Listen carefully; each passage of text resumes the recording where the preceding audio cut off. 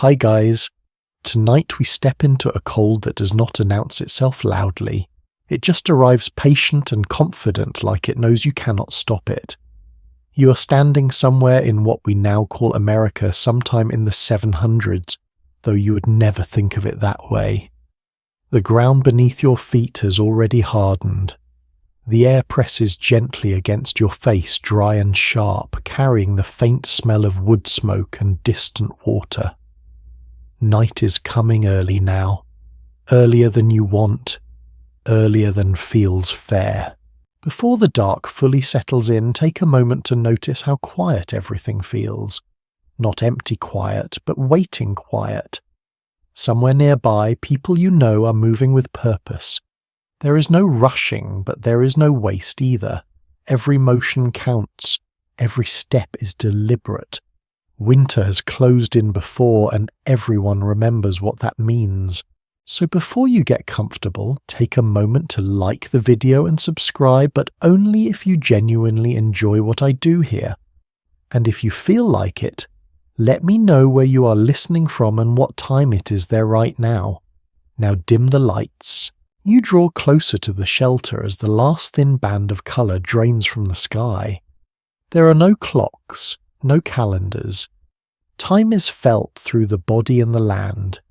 You know winter is here because your breath shows itself, because the ground resists your steps, because the nights have started to stretch longer than the days. Archaeologists agree that by the 700s, communities across North America had already developed seasonal rhythms built entirely around these changes, even without written records. That is not a guess. That is something we can see in the remains of homes, hearths, and food storage pits. You step inside and the difference is immediate. The wind softens. The cold does not vanish, but it becomes manageable. The shelter is low intentionally, so designed to keep warmth from drifting upward and away. In some regions, people used earth piled against wooden frames. In others, thick bark slabs or bundled reeds. One well-established fact is that many early structures were partially dug into the ground, using the earth itself as insulation. The soil holds heat better than air. It is quiet wisdom passed down without diagrams or blueprints. The fire sits near the centre, not roaring, not dramatic. Just steady. You can hear it more than see it, a soft crackle and occasional pop. Fire is everything tonight. It cooks, it warms, it keeps animals at a respectful distance, and it lights the space just enough to see the faces around you. There is a reason nearly every excavated winter dwelling shows signs of repeated hearth use. Without fire, sleep becomes a gamble. As you settle in, you notice how close everyone is. There is no concept of personal space the way you might think of it now. Bodies are warmth. Proximity is comfort. Children lean into adults. Adults lean into each other. Furs, woven plant fibers, and layered hides are pulled close, not neatly arranged, but used where they matter most. A quirky detail that surprises many people is that bedding as a separate object was rare. Sleep happened on mats, piles of skins, or directly on packed earth, with clothing doing most of the insulating work. Pajamas were not a thing. What you wore during the day is what you slept in, often layered intentionally for night. The sounds outside sharpen as the temperature drops. You hear wind moving through bare branches. Something small scurries nearby, then disappears. Every sound has weight. You're not afraid exactly, but you are aware. Historians still debate how much nighttime fear shaped early sleep patterns. Whether people truly slept lightly because of danger, or whether this alertness was simply normal, woven into daily life rather than experienced as anxiety. Food has already been eaten. That is not accidental. Eating before sleep helps the body generate heat. This is something people understood long before nutrition science gave it names.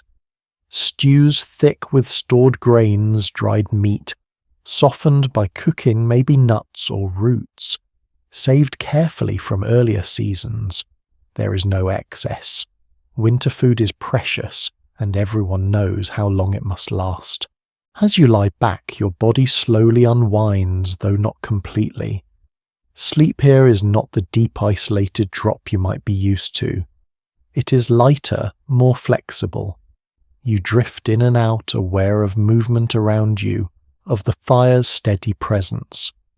Some scholars suggest that segmented sleep may have been common with people waking briefly during the night without distress. Others argue that sleep simply adjusted to environmental conditions rather than following a fixed pattern.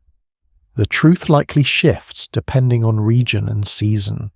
You feel the cold most in still moments. When you stop moving, when your breath slows, you pull a hide closer, tucking it under your chin. The smell of smoke clings to everything, hair, skin, clothing. It is not unpleasant. It is reassuring. It means warmth. It means survival. Outside, the darkness deepens fully now. This is one of those long nights, the kind that tests patience, the kind that asks quietly whether you have prepared well enough. And as your eyes grow heavy, you sense that sleep tonight is not just rest. It is strategy. It is endurance. It is trust in the people beside you in the fire and in the knowledge carried forward from winters past. You let yourself drift, knowing morning will come when it is ready, not when you demand it. You wake without fully waking. There is no sharp line between sleep and awareness here. Your eyes stay closed, but your mind floats closer to the surface. The fire has settled into a softer glow. Someone shifts nearby, careful not to disturb anyone else. Outside, the wind has changed direction. You know this without seeing it because the sound against the shelter has shifted lower now, more drawn out. Time feels different in the dark. Without clocks or numbers, you measure the night by sensations. How stiff your fingers feel. How deep the quiet has grown. How long it has been since the last log was placed on the fire. In the 700s, people across North America did not mark days the way you might imagine. A well-established historical fact is that many communities tracked time through moon seasons and repeated environmental cues rather than fixed calendars. The night itself was part of that system. Long nights meant deep winter. Shortening nights meant hope. You sense that the night is not finished yet. Not even close. The cold still presses from outside, patient and unmoving. You pull your knees slightly closer to your chest, a position that conserves warmth without conscious thought. It feels instinctive, as if your body already knows the rules. Someone near the fire adds a piece of wood. The sound is soft but deliberate. Sparks rise briefly, then vanish. Fire management is not casual. It is learned early and taught carefully. Too much flame wastes fuel. Too little invites cold and danger.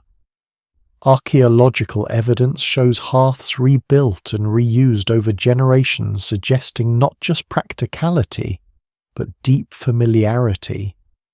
Fire is treated almost like a companion. You do not stare at it. You trust it.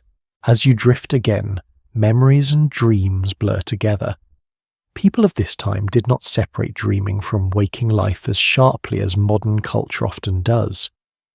A curious tidbit that survives in oral traditions is that some groups believe dreams arrive from outside the body, travelling through the night air to visit sleepers.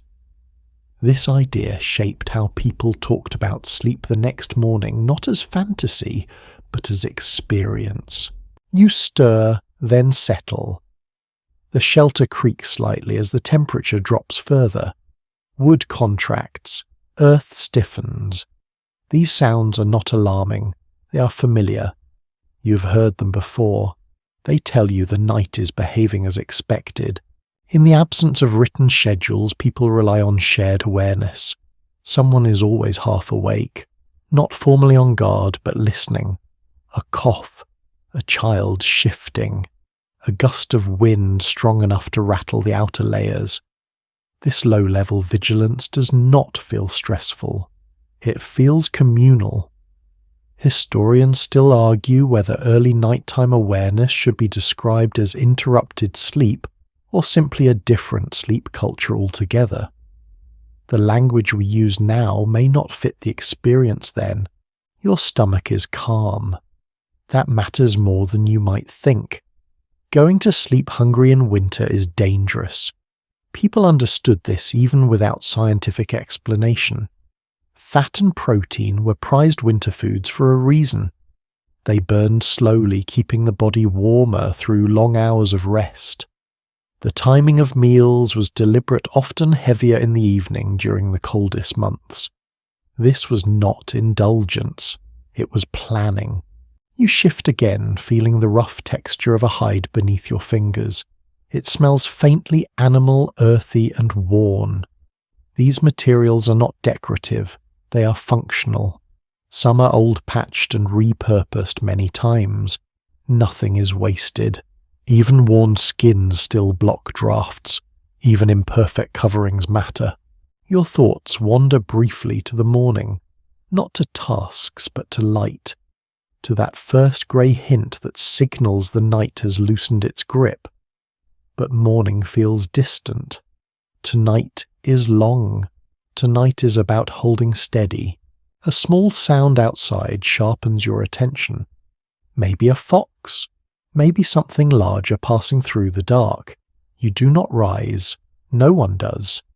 This is another learned behaviour. Not every sound demands response. Knowing when to stay still is as important as knowing when to act.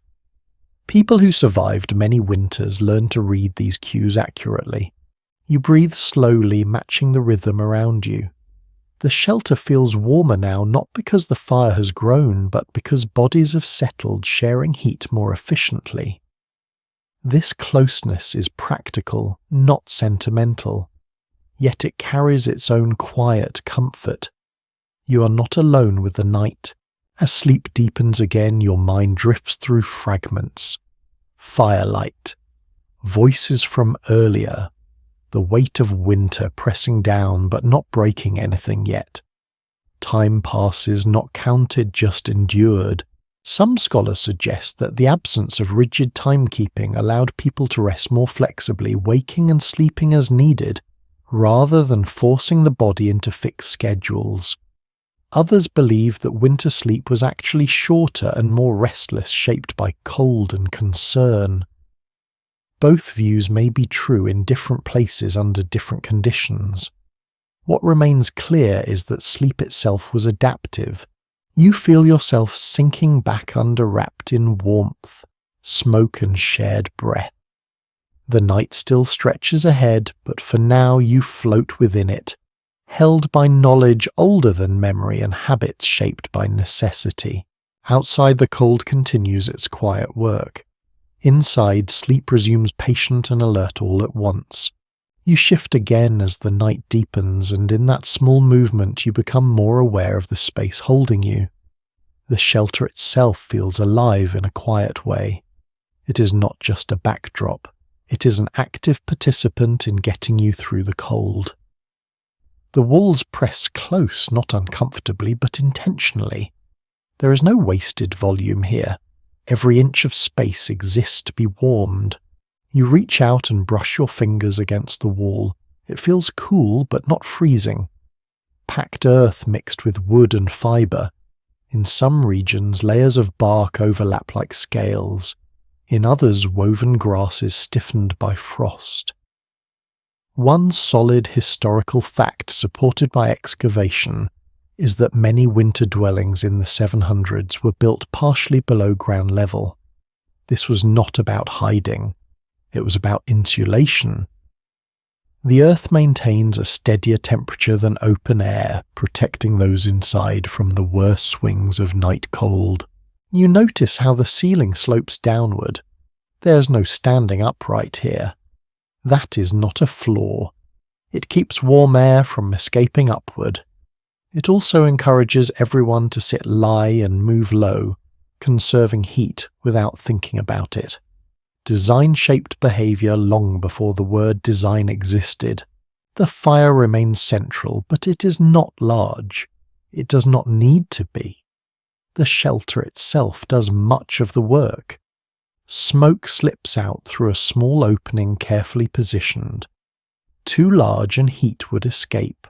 Too small and breathing would become difficult. People learned these balances through generations of trial and memory. Mistakes were remembered clearly because mistakes in winter were costly. As you settle back, you think about how familiar this space must feel to those who grew up with it.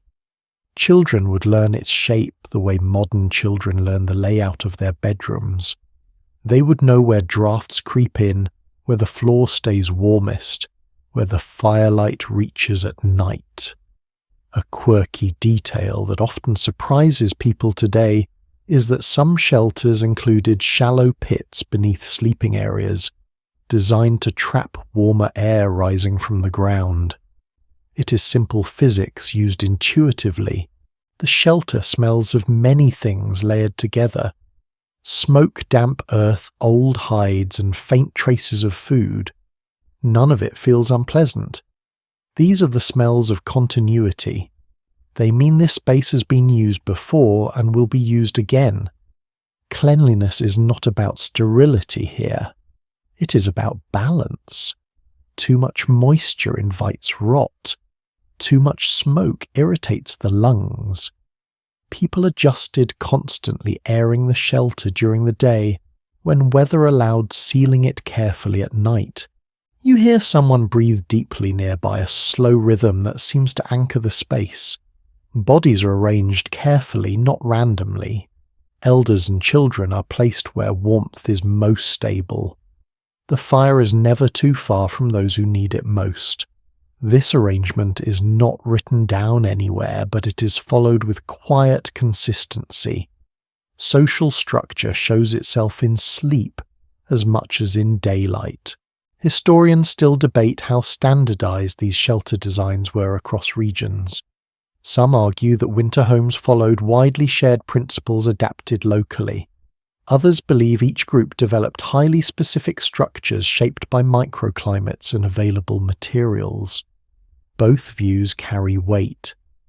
What matters in this moment is that the shelter you lie in was built by people who understood this place deeply.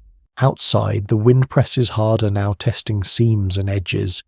Inside, you feel only a muted response, a faint vibration through the walls, a reminder that the cold has not given up.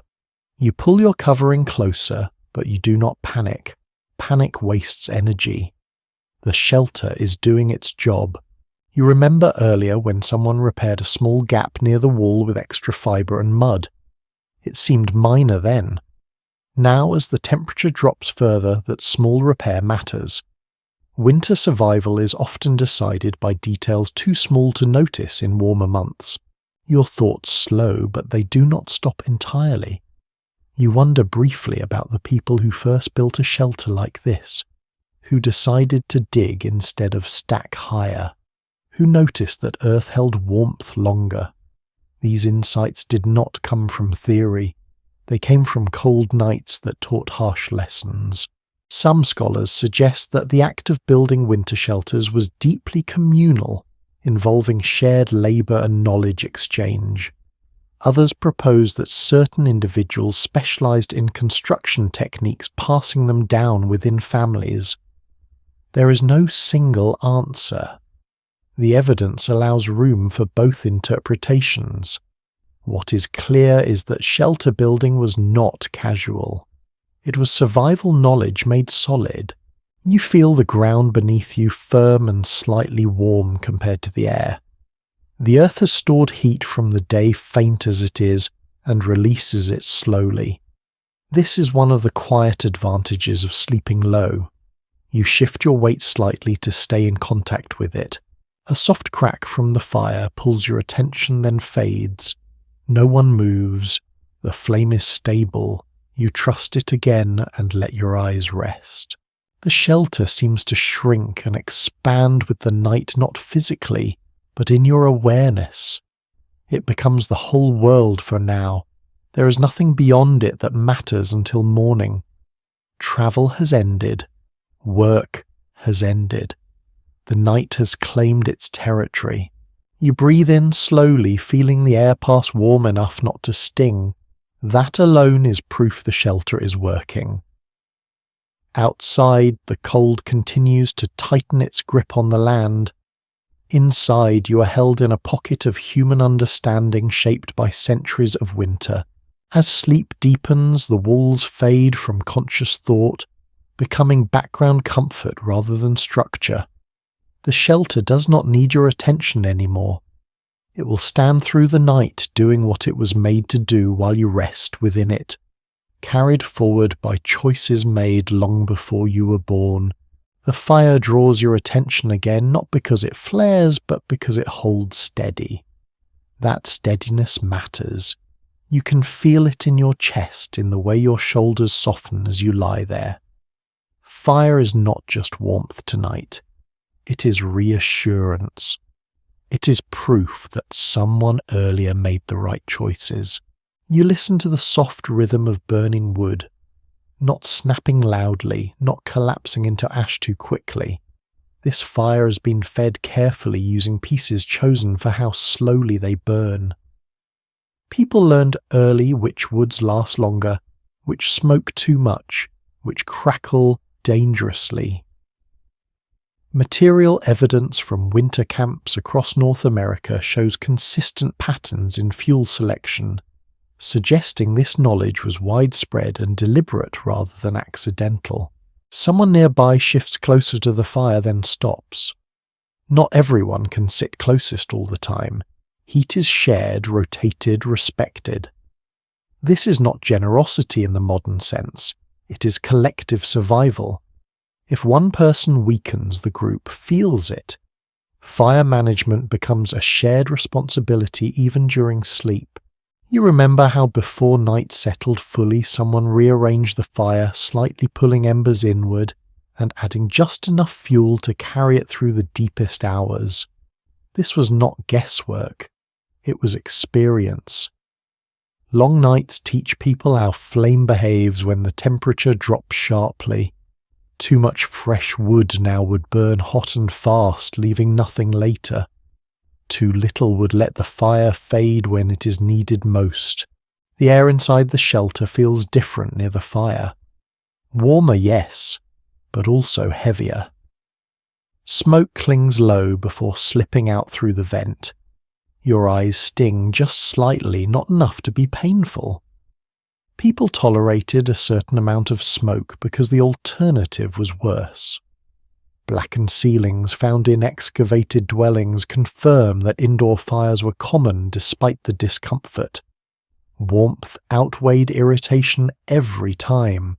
As you lie there, your mind drifts to the idea of fire as something almost alive.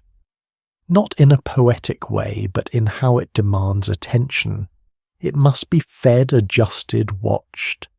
In some communities, stories described fire as a gift that could abandon you if neglected. This belief shaped behavior without needing rules. An unexpected detail preserved in oral traditions suggests that some groups spoke quietly near the fire, at night believing loud voices could disturb its balance. Whether symbolic or practical, it encouraged calm. Your breathing slows as the warmth settles deeper into your body. Muscles loosen, fingers unclench. Cold still exists at the edges of the shelter, but the fire pushes back just enough to make rest possible. You feel the difference between surviving and enduring. Tonight you are enduring. Outside, the darkness presses close. Predators move under its cover, but they hesitate near firelight. Studies of animal behavior support what people already knew then. Most animals avoid flame and human scent. The fire creates a boundary invisible but respected. This is not complete protection, but it is enough to let you lie down rather than stay alert all night. You drift, then surface again briefly. The fire has shifted slightly, embers settling. No one moves yet, someone will soon. You trust that. Nighttime fire tending often rotated naturally without formal schedules. People woke when needed, stirred by changes in heat or sound. Researchers remain divided on whether these awakenings disrupted rest or simply replaced modern notions of uninterrupted sleep. From here, it feels natural. You turn your head slightly, feeling warmth on one cheek, cooler air on the other. This balance helps regulate your temperature. Too warm and you would sweat, which is dangerous in cold conditions. Too cold and sleep would fracture into shivering half-dreams. Fire allows fine adjustment even in sleep. You think briefly of nights when fire failed. Everyone has heard those stories. Embers dying unexpectedly, wet fuel refusing to catch, wind shifting and pulling heat away too quickly. These stories are not told for drama. They are reminders. Fire is never taken for granted. Some evidence suggests that fire was often banked overnight, covered with ash to preserve embers until morning. This technique reduced fuel use and ensured the flame could be revived quickly. It also required trust that the embers would last. That trust was earned through repetition. You listen again. The sounds inside the shelter blend together. Breathing, a soft cough, the faint crackle of wood. These sounds become the night's lullaby. Outside, noises fade into background texture. Wind becomes rhythm rather than threat. Your body sinks deeper into its resting shape, knees drawn slightly up, arms tucked close. This posture conserves heat naturally. No one taught you this tonight. You learned it long ago by feeling what works. There is comfort in knowing that others are awake or half awake even if you are not. Fire links everyone together in shared responsibility. It allows sleep to happen without surrendering awareness completely. You let your thoughts loosen again. Firelight flickers behind closed eyes, painting slow-moving shapes that drift and fade. These shapes slip into dreams easily. People often describe dreams as warmed by fire calmer, when flame burned steadily through the night. Whether this is psychological or cultural belief is still discussed among scholars, but the connection between fire and emotional safety is clear. The night continues long and heavy, but here within reach of warmth you float in that quiet space between awareness and rest. Fire breathes softly, you breathe with it. Nothing dramatic happens. That is the point. Survival in winter depends not on heroics but on steady, careful choices repeated night after night. The fire holds. You rest. The darkness waits beyond the walls, unable to cross the boundary of light and heat you share. And for now that is enough. Warmth shifts as bodies settle more fully into the night. You notice it without opening your eyes. Someone's shoulder presses lightly against your back. A child's feet find a warmer spot near your legs. This closeness is not awkward. It is expected. Sleep here is shared. Space shared, heat shared responsibility. People arrange themselves with quiet intention. The stronger sleepers take the edges where cold creeps in. Those who chill easily remain closer to the center. Elders are placed where drafts are weakest. This pattern repeats night after night, adjusted subtly, depending on who is tired, who is sick, who needs more warmth than usual. Well-documented settlement layouts indicate that sleeping clusters were not random but carefully maintained through habit and memory.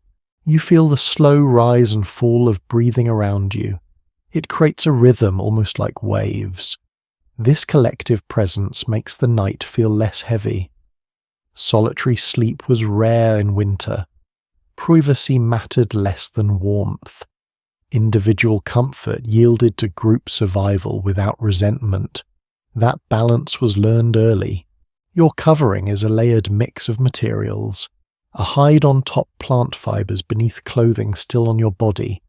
These layers trap pockets of warm air. You adjust them instinctively, tucking edges under your arms and legs. Movement is minimal. Too much shifting lets warmth escape. Everyone learns how to move slowly in winter, even while asleep. An unusual detail recorded in several regional traditions suggests that people sometimes slept with tools nearby not out of fear but practicality. A knife to cut kindling quickly, a fire poker to stir embers, a stick to reach something without fully rising. These objects rest quietly within reach, not threatening, just ready. They blend into the sleeping space as naturally as blankets would later. You drift again, then surface briefly as someone exhales sharply nearby. A dream, perhaps. No one reacts. Dreams are personal, but the space remains calm. People did not rush to interpret every sound. Knowing what to ignore mattered as much as knowing what to attend to. Researchers continue to discuss whether shared sleeping improved survival rates significantly, or whether it simply reflected social norms of the time. From this moment, the benefit feels obvious. Heat radiates outward, overlapping, reducing the effort each body must make to stay warm. You feel less strain in your muscles, less tension in your jaw. Your legs are slightly bent, your spine curved. This posture keeps your core protected. Straightened limbs lose heat faster. People may not have articulated this scientifically, but bodies remember what works. Over generations, these patterns became instinct. A soft rustle signals someone adjusting a covering. They do it carefully, lifting and lowering slowly to avoid letting cold air rush in. No one sighs, no one complains. Winter teaches patience without lectures. You smell wool hide, smoke and human warmth all mixed together. It is not unpleasant. It is familiar. These smells mean life continuing through the cold. In warmer months, sleeping might spread out. In winter, everything draws inward. You recall earlier when space was cleared deliberately for night. Daytime tools moved aside, food stored safely away, sleeping areas prepared with care. This transition from day to night was not rushed. It signaled safety. It allowed the body to release tension. Some historians suggest that communal sleeping reinforced social bonds, especially during harsh seasons when cooperation mattered most. Others believe it was simply the most efficient use of limited heated space. Both ideas can be true. Efficiency and connection often overlap. You feel someone's arm rest lightly across your back, not possessive, just steady. It anchors you. You breathe more deeply. Cold no longer feels urgent. It becomes background pressure rather than threat. Outside, the wind shifts again. Inside, bodies adjust slightly, unconsciously responding. The shelter feels warmer now than it did earlier, not because the fire has grown, but because heat has accumulated. Shared warmth builds slowly like trust. You drift toward deeper sleep. Thoughts soften. The awareness of individual edges fades. You are part of a cluster, part of a system designed to last the night. Your breath matches the pace around you. Your body stops resisting the cold and instead works with the warmth available. This way of sleeping does not feel crowded. It feels purposeful. It feels learned. And as the night stretches on, you understand that rest here is not passive. It is active cooperation happening quietly, breath by breath. The fire continues to glow. Bodies continue to share heat. The long night continues, but you are no longer counting it. You're carried through it by closeness, by habit, and by the simple human solution of staying together. Sleep settles back in steady and warm enough, and the darkness outside waits patiently for morning to decide when it will arrive. You become aware of the weight on your body before you think about it. Not heavy, not uncomfortable, just present. Clothing presses gently against your skin layer upon layer, each one holding a little warmth in place. You do not undress to sleep. That idea would feel strange here. Night clothing and day clothing are the same thing, adjusted only by how cold the air feels. You feel the seams of worn fabric and stitched hide. Some pieces are patched carefully, others roughly, but all of them still work. These garments were never meant to be soft in the modern sense. They were meant to last. Excavated textiles and preserved hides from this period reveal repeated repairs, showing that clothing was treated as long-term equipment rather than something easily replaced. Your arms stay tucked close to your torso, sleeves pulled down over your wrists. Hands lose heat quickly. Everyone knows this. Gloves may be simple or absent entirely, so sleeves become substitutes. Feet are wrapped or tucked beneath thicker layers. You might even sleep with your knees drawn high so your feet rest near your core. No one tells you to do this. Your body learned it years ago. An interesting habit remembered in some winter traditions suggests that people sometimes slept with tomorrow's clothing already layered on top of today's. The logic was simple. If the fire failed or danger forced sudden movement, there would be no time to dress. Being ready mattered. This practice also meant waking up warmer, already protected against the cold waiting beyond the shelter. The fabric smells faintly of smoke and earth. It carries the memory of many fires, many nights. Washing happens when possible, but winter limits water use. Cleanliness is balanced against survival. Too much washing strips warmth and wastes energy. People accepted a certain level of grime because staying warm mattered more. You shift slightly and feel how stiff some materials are. Frozen moisture has made them less flexible. This stiffness reminds you to move slowly. Sudden movements could crack fibers or let cold air rush in. Even in sleep, bodies adapt their behavior. Specialists studying wear patterns on ancient clothing pieces note that sleeping caused as much stress on garments as daytime work. Knees, elbows, shoulders all show reinforcement.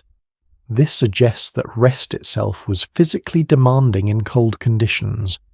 Sleep was not an escape from hardship. It was part of it. Your breathing deepens, warming the air trapped near your chest. Each exhale adds a little heat back into the layers. This cycle continues quietly through the night. Heat is never wasted if it can be captured. You think briefly of how strange it would feel to remove everything and lie exposed in this cold. The thought passes quickly. Here clothing is a second skin. It defines comfort and safety. Nakedness would mean vulnerability, not relaxation. There are differing views among researchers about how heavy winter clothing affected sleep quality. Some argue it restricted movement and caused lighter rest. Others believe it allowed people to sleep longer by reducing heat loss. The truth likely depended on material quality and how well garments were made. Well-fitted layers could be surprisingly comfortable. You feel the weight of a hide across your legs pinning your clothing in place. This prevents draft from slipping underneath. Someone earlier adjusted it carefully, making sure it covered everyone evenly. That small act carries through the night. As your muscles relax further, the pressure of clothing fades from awareness. It becomes part of you. The boundary between body and fabric blurs. You no longer notice where one ends and the other begins. Outside, frost continues to form. Inside, layers hold. Clothing works quietly without sound, without flame. It is the difference between waking stiff and waking able to move, between shivering and resting. You settle deeper into the shared warmth. Clothing does not rustle now. It lies still doing its job. You breathe slowly, wrapped in choices made carefully long before this night began. Sleep returns gently, not dramatic, not complete. It is enough. Enough to restore a little strength. Enough to carry you through until the fire brightens again, and the long winter night loosens its grip one breath at a time. Your stomach reminds you of itself before your mind does. Not with pain, not with urgency, just a low, steady awareness. Hunger is quiet tonight, and that is intentional. Food was timed carefully, not for pleasure, but for endurance. You remember the evening meal slow and warm eaten while light still lingered. That timing matters now. Heat rises from digestion subtle but real. People understood this long before anyone measured calories or metabolism. Evidence left behind in cooking pits and storage areas shows that winter meals often leaned heavier, richer, meant to last through long hours of rest. This was not indulgence. It was strategy shaped by generations of cold nights. You feel that warmth now spreading outward from your core, working with the layers of clothing and shared body heat. It makes the difference between drifting into sleep and lying awake shivering. No one snacks in the dark unless something has gone wrong. Food is protected carefully at night, not only from animals but from waste. Every bite has already been counted. There is a comfort in knowing your body has what it needs, at least for now. Winter hunger is different from other hunger. It carries fear with it. Quieting that fear before sleep allows the mind to soften. People learn to respect this relationship between eating and resting. Some winter habits feel strange by modern standards. In certain regions, people favoured foods that would be avoided in warmer months, items that smelled strong or tasted sharp. These foods stored well and delivered energy efficiently. Fermented roots, dried meats, thick broths made from bones that had already served many meals. What mattered was not novelty but reliability. You swallow once, feeling your throat relax. Even hydration is managed differently now. Drinking too much before sleep would mean rising into the cold later. Drinking too little risks dehydration. Balance is learned through discomfort and memory. Small sips earlier in the evening, then restraint. As you settle back, your breathing deepens, no longer interrupted by hunger's small demands. Your body can focus on warmth and repair. Sleep becomes possible when energy needs are met. There remains disagreement over how often people woke to eat during the night in deep winter. Some interpretations suggest that small shared portions might be consumed during extended cold spells. Others argue that nighttime eating was avoided whenever possible to preserve stores and maintain rest. The truth likely shifted with circumstance. Scarcity changes rules. You listen to the faint sounds of the shelter. Someone shifts. The fire settles. No one reaches for food now. That would signal trouble. Instead, the quiet continues heavy and reassuring. You think briefly of mornings when food ran thin. Those nights felt different. Sleep came lightly broken by dreams of eating, by restless turning. Tonight is not one of those nights. Tonight preparation has done its work. Your body begins its slow maintenance. Muscles relax. Heat spreads evenly. Digestion hums quietly in the background. This internal work allows the outer stillness to deepen. People did not speak of comfort food, but they understood comfort. Warmth in the belly translated to calm in the mind. This connection shaped meal choices long before anyone named it. You feel your limbs grow heavier. The shelter holds. The fire holds. The food you ate earlier holds you now, steadying you against the cold pressing outside. Sleep returns fuller, this time less interrupted. The night stretches on, but your body has been given what it needs to meet it. For now, hunger has been answered, and that answer is enough to let you rest wrapped in warmth, waiting quietly for light to begin its slow return. Sound becomes the shape of the night now. With your eyes closed, you listen more carefully, not because you are afraid, but because hearing stays awake even when the rest of you drifts. The shelter creaks softly as the cold tightens its grip. Wood contracts. Fibers settle. These noises are familiar, almost comforting, because they tell you the structure is responding as it should. Outside, the wind moves low across the ground, dragging loose snow and frozen leaves with it. This sound is steady rather than violent. That matters. A steady wind is predictable. A sudden silence or sharp gust would draw more attention. People learned to read weather through sound long before instruments existed.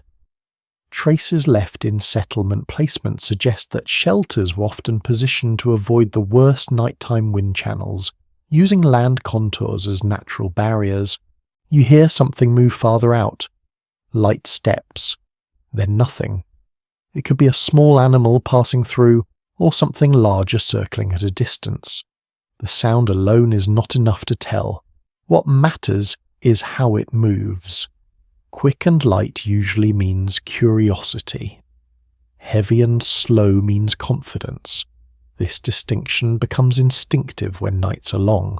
Inside, breathing layers itself into the darkness. One rhythm rises, another falls. Someone exhales with a faint whistle through their nose. A child murmurs briefly, then quiets. No one reacts.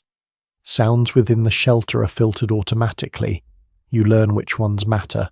A detail that tends to surprise modern listeners is how much information people gathered through sound alone. Without artificial noise, ears became sharp. People could tell when snow began to fall by how the wind softened. They could sense approaching storms hours before clouds were visible. At night, this awareness replaced sight almost entirely.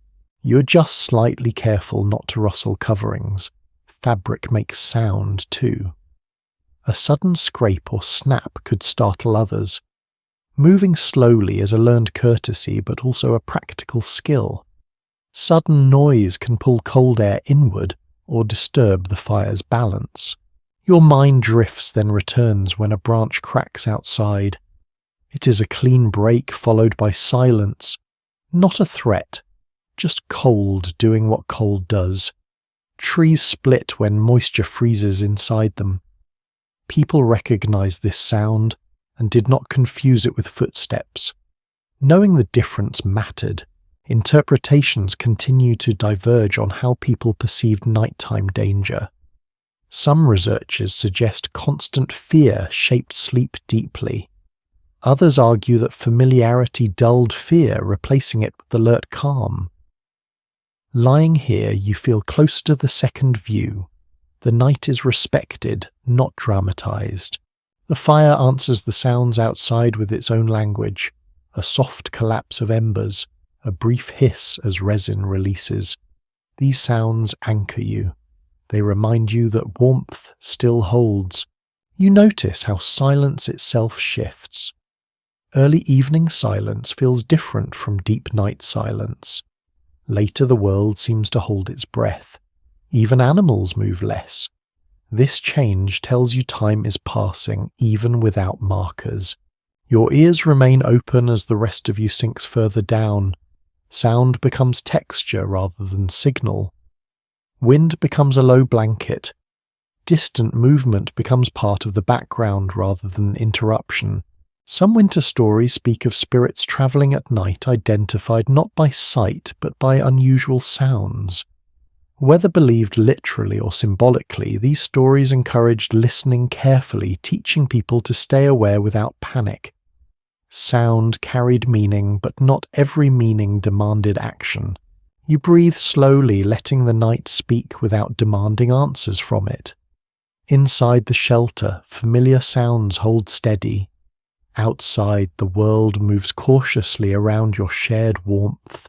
Sleep deepens again, supported by listening rather than vigilance. You're not guarding against the night. You're simply aware of it floating between hearing and dreaming while sound keeps watch on your behalf. The night continues its quiet conversation with the land, and you rest within it, hearing everything and needing to respond to nothing at all. Your mind drifts into the spaces between sounds now, where imagination quietly fills in what the dark refuses to show. Fear does not arrive suddenly. It seeps in gently, shaped by stories heard long ago and experiences remembered by the body. Night has a way of stretching thoughts wider than they feel during the day. You lie still, aware of the boundary between shelter and outside. That boundary feels thin at times, no thicker than bark and packed earth. Yet it holds. Knowing where you end and the dark begins matters.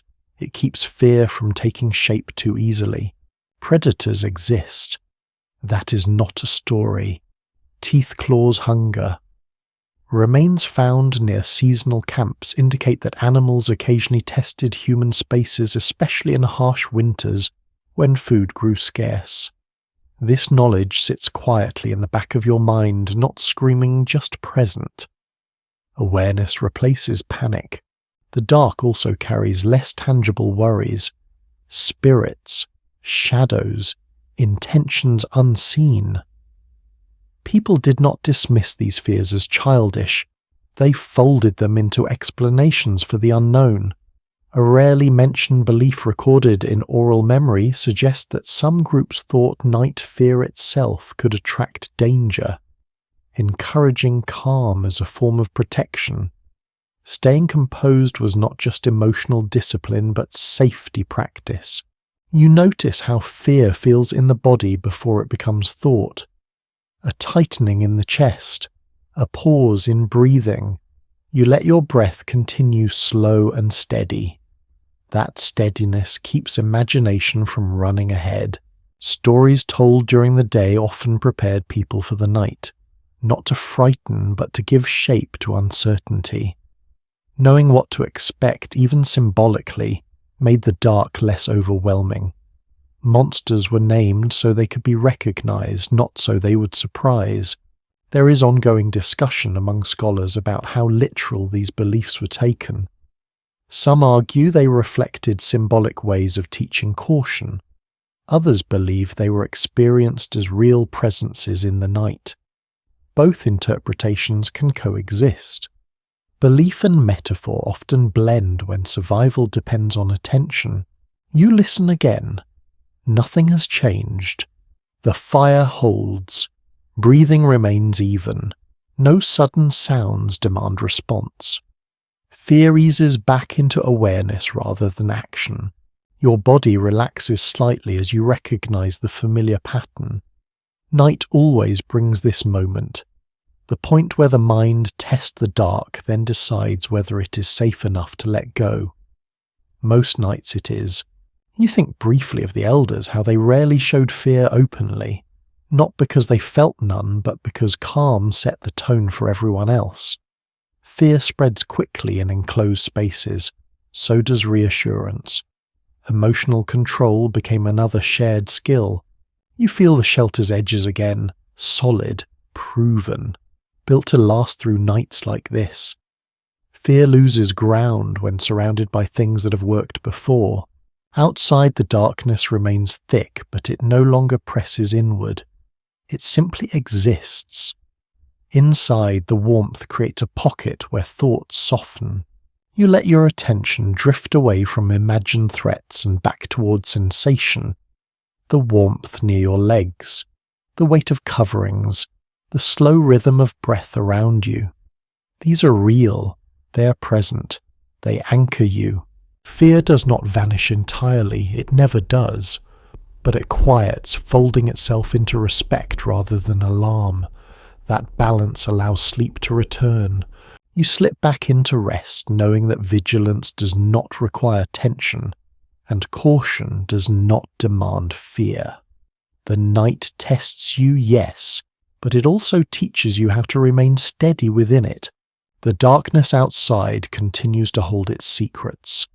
Inside, you sleep anyway, calm enough, alert enough, trusting the shelter, the fire, and the people beside you to hold until morning arrives. A small sound pulls you gently upward from sleep. Not sharply, just enough to remind you that you're not alone in the night.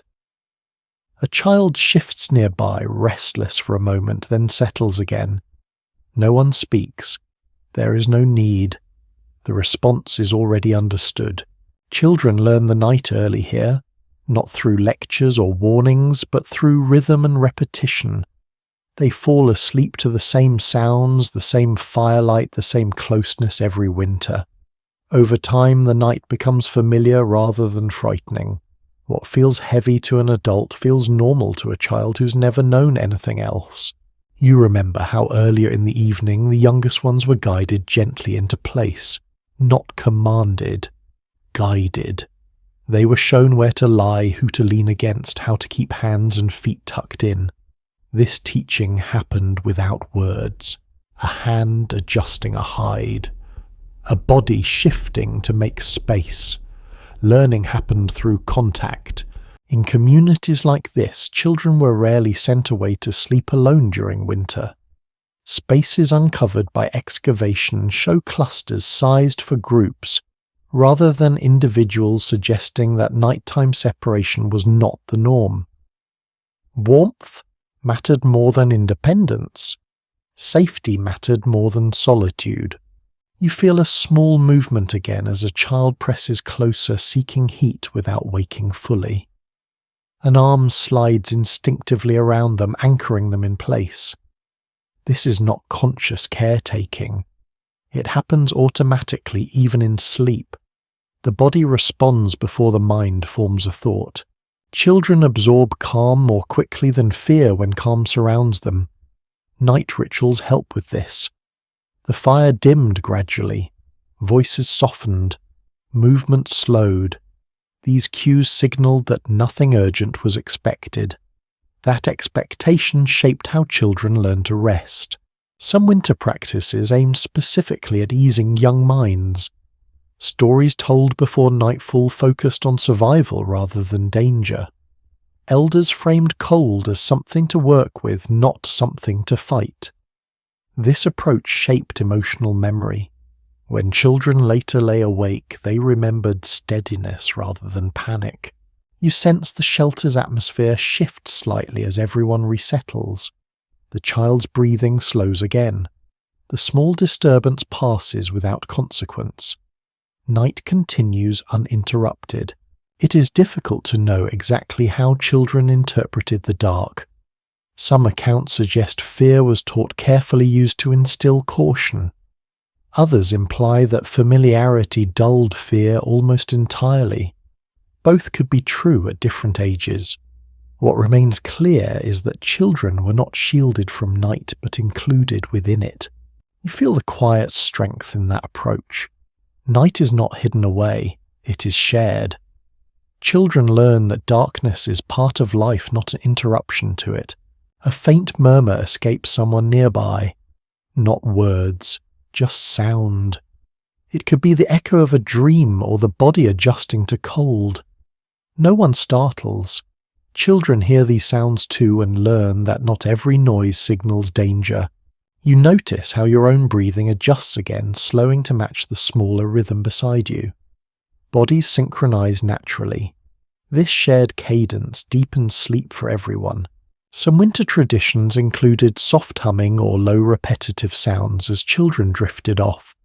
Not songs exactly, more like reassurance woven into sound. Whether these were meant to calm spirits, soothe minds, or simply mark togetherness remains open to interpretation. What matters is that sound-shaped safety. You remember being young here yourself long before this night. The fire always there, the shelter always close, darkness never empty. That memory carries forward now even as you lie older, heavier with responsibility. Children do not count the hours of night. They feel its length through temperature and sound. When the fire burns steadily, night feels shorter. When the cold presses harder, it feels longer. These sensations teach awareness without numbers. You adjust slightly to block a draft near the child's feet. The movement is small practiced. Protecting warmth becomes instinctive when you have done it hundreds of times. The night deepens again. Children sleep more soundly now, their bodies giving in fully to rest.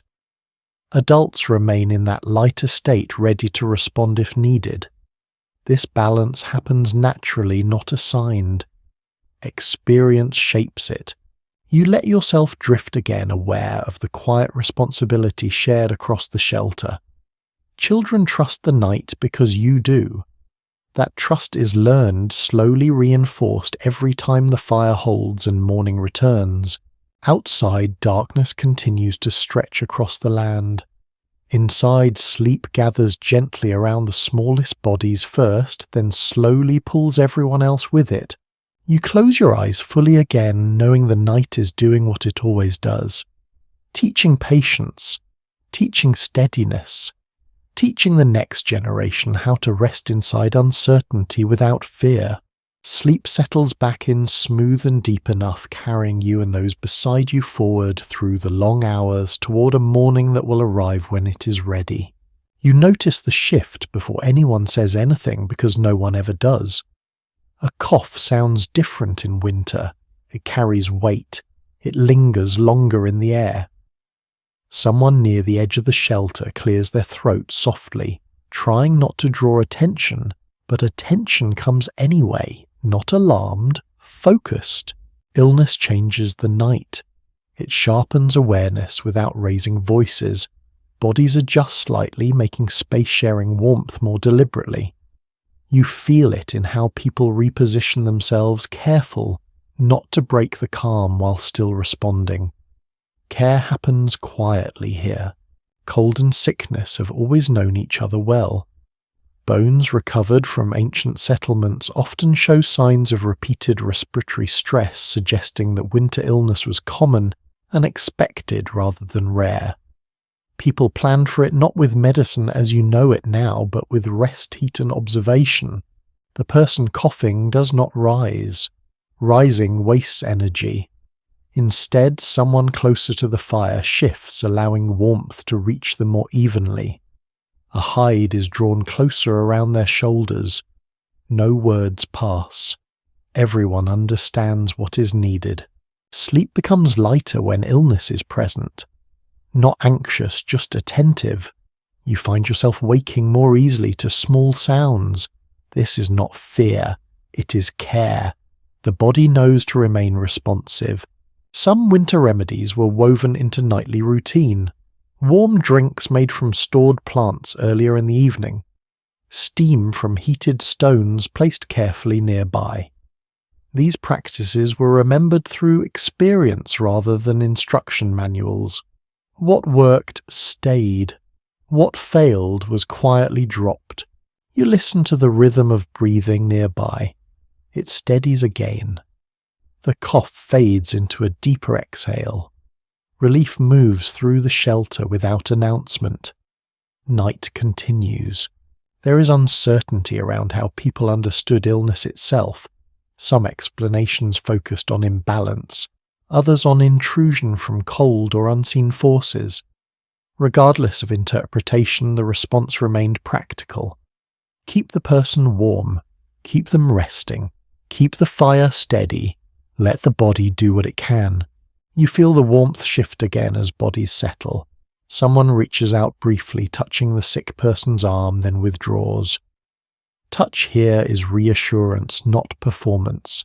It says you're not alone in this night. Illness changes sleep patterns. Those feeling well remain half awake longer. Those feeling weak drift in and out more slowly. This imbalance is accepted. Night adjusts around it. You remember other winters when sickness lingered longer than hoped. Night stretched thinner then, fire tended more often, sleep fragmented but persistent. Recovery was never guaranteed, but effort always was. Some researchers suggest that communal sleeping increased exposure to illness. Others note that shared warmth likely improved recovery chances. Both ideas hold truth. Winter survival often involved choosing the lesser risk rather than avoiding risk entirely. You breathe slowly, careful not to disturb the balance. The shelter feels slightly more alert now, like an animal resting but ready. Still calm, still quiet. The cough does not return. That matters. Small victories count at night. You feel your own body checking itself briefly. Chest warm, breath clear, muscles relaxed. Gratitude passes through you without words. Health is never assumed here. It is noticed when present. The fire settles again, embers glowing steadily. Heat spreads evenly.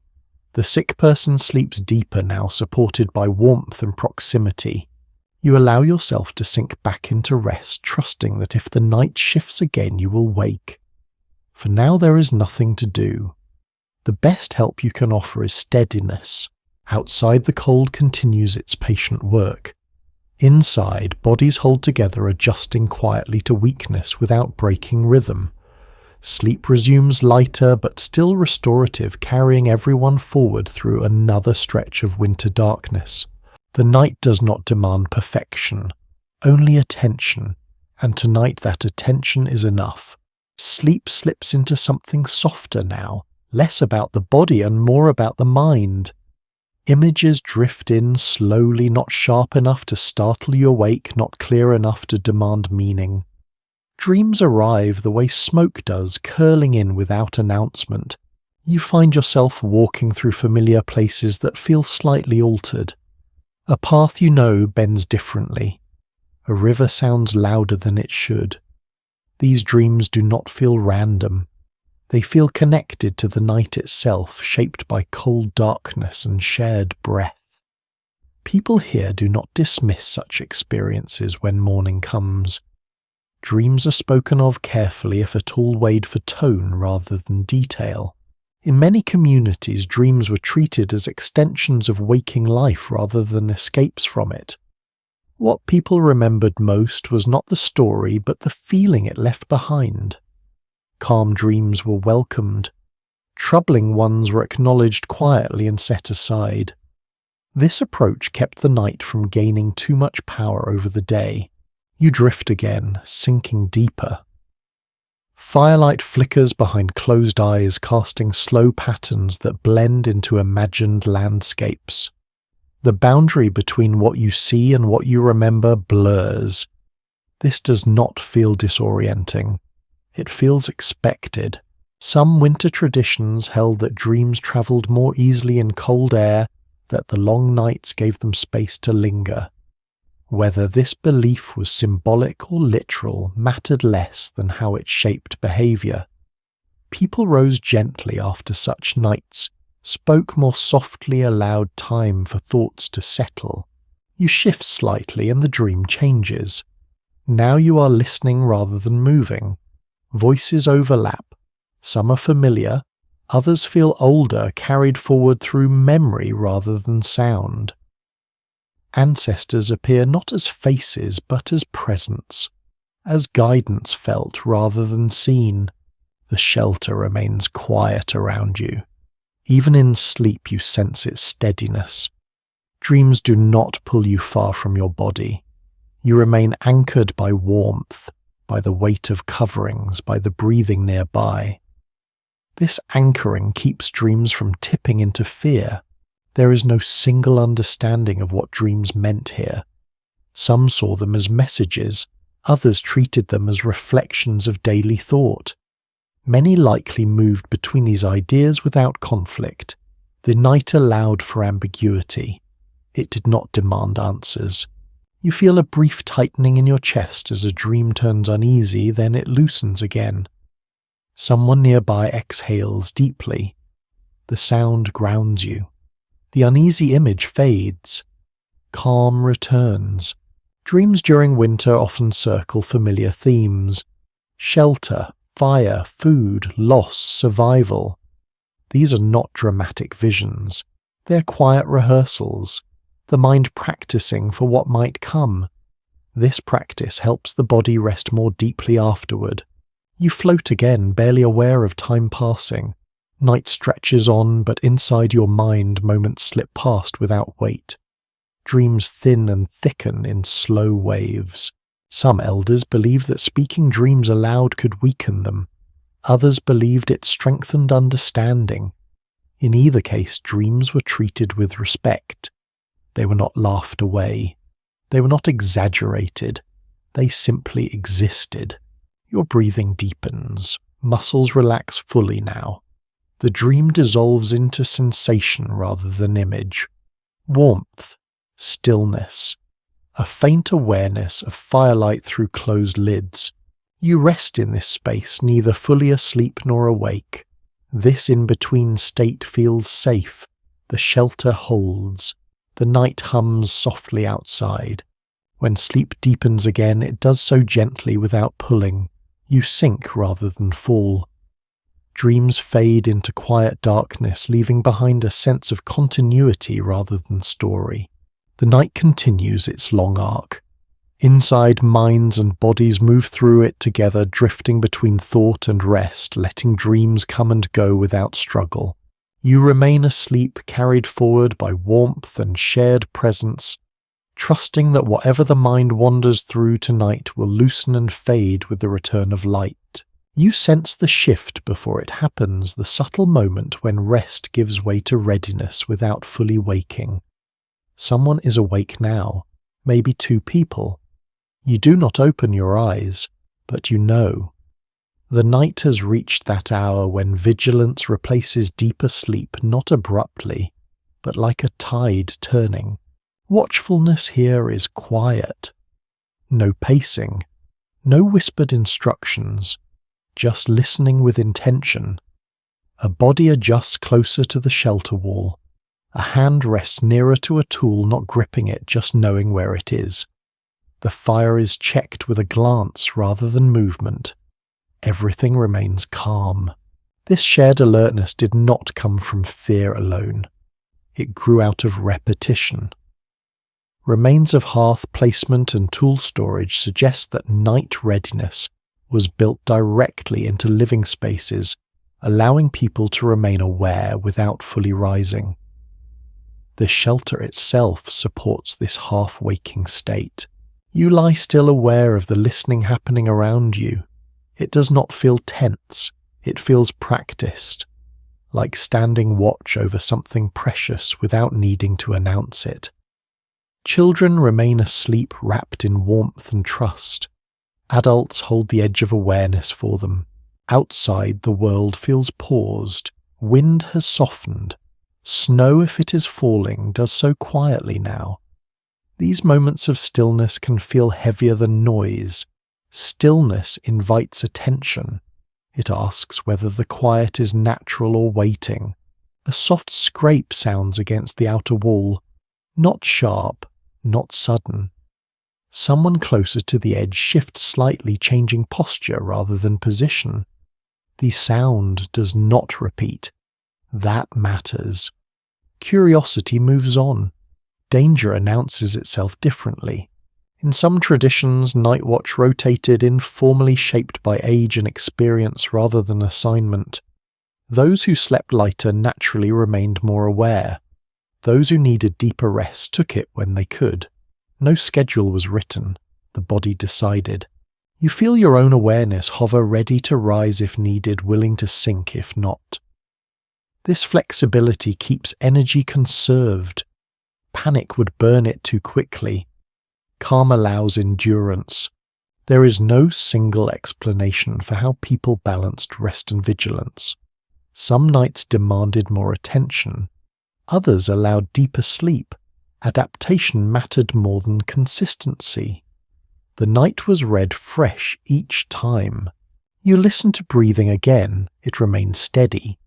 The fire does not need tending yet. No one moves. The moment passes. This kind of watchfulness carries its own comfort. Knowing that someone is listening allows others to rest more fully. Trust spreads quietly through the shelter, as tangible as warmth. You drift closer to sleep again, but not all the way. Awareness remains nearby, like a hand resting lightly on your shoulder. Ready, but not tense. Outside, darkness continues its slow passage. Inside, the balance between rest and readiness holds. Night does not break, it simply moves forward.